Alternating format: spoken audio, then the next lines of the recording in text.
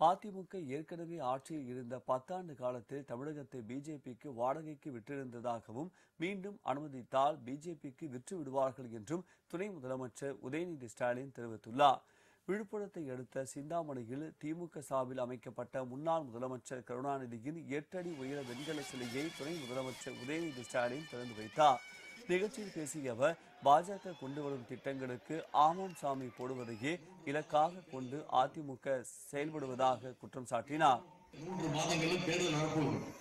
இந்த தேர்தல் மீண்டும் அதிமுக தமிழ்நாட்டுக்குள்ள அனுபவிச்சிட்டீங்கன்னா, சென்ற 10 வருடங்கள் அதிமுக ஆட்சியில் தமிழ்நாட்டை அதிமுக பாஜகவுக்கு கிட்டத்தட்ட வாடகைக்கு விட்டுருந்தாங்க.